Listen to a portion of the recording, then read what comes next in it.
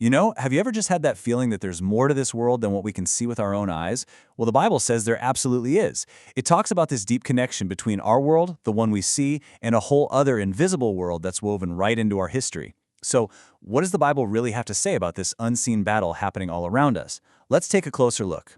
So let's get right to it. Does this invisible world really exist? Well, the scriptures are actually super clear about this. It's not some fantasy or fairy tale. There is a very real spiritual realm, and it's filled with beings of incredible power and intelligence. And you know what? This reality has a direct impact on our lives, whether we realize it or not. So, who exactly are these beings? Well, first off, the Bible tells us angels were around long before people were. It says that when the world was being created, the morning stars sang together. These are incredibly powerful beings, way superior to us in their nature, and they act as God's messengers. Now, here's a crucial point. The Bible teaches there are both good and evil angels. And get this, they are not the spirits of people who've died. That's a common misconception. They are a totally different type of created being. Okay, so that leads to a really important question. If angels were all created good, where did the evil ones come from? The Bible explains that some of these powerful beings actually chose to rebel against God, and that kicked off a spiritual conflict that's still going on today.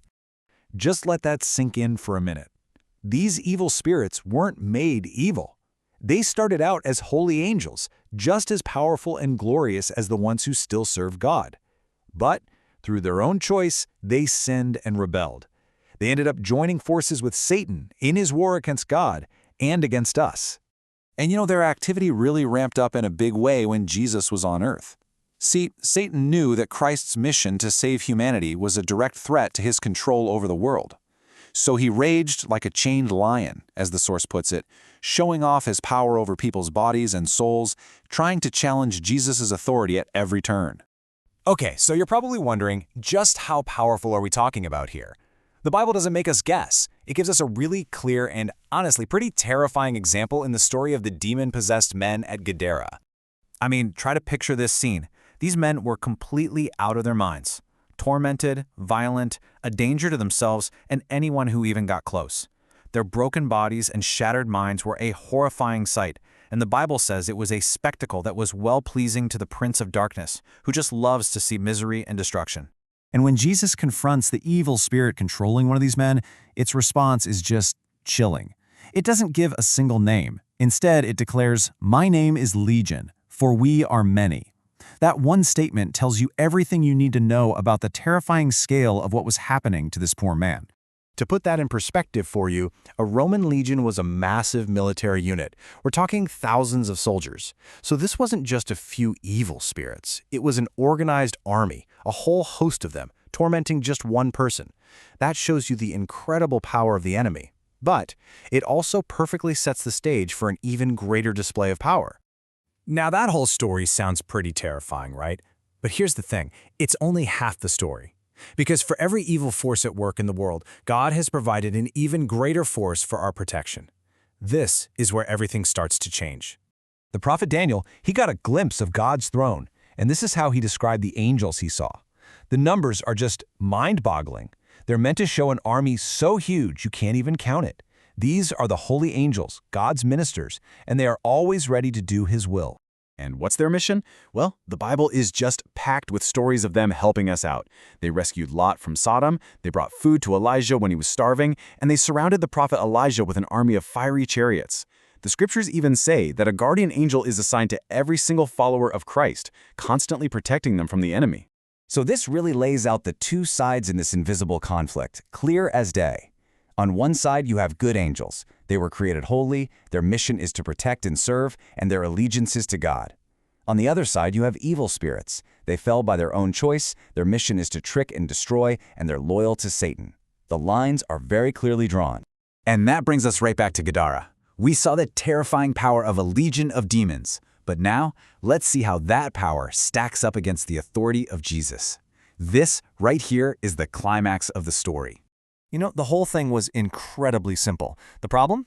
An army of demons. The solution? A single command from Jesus. He just spoke. That's all it took. And the result was this instant, complete transformation. The men who had been violent and out of their minds were now calm, intelligent, and just sitting peacefully right there at his feet. And this, right here, is the absolute heart of the message. The battle that seems so huge was over in a second. Jesus didn't fight or struggle, he just commanded. This whole event was a crystal clear demonstration that his authority is absolute, and no evil force out there is any match for his power, period. So what does this all mean for you and me today? This isn't just some old story. It's a living truth, and it has huge implications for our daily lives, especially when we feel scared or overwhelmed. Now check this out, because this is one of the enemy's biggest, sneakiest tricks today.